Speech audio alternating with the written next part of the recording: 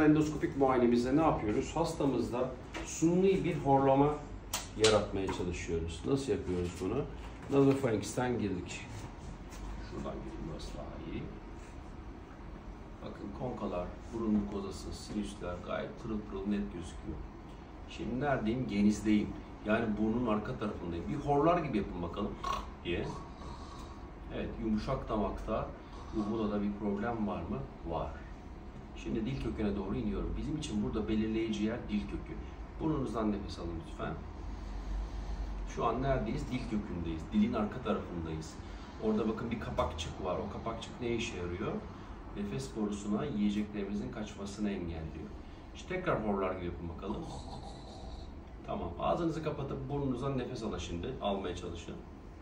Evet. Süper. Hastamızın dil kökünde bir patoloji yok.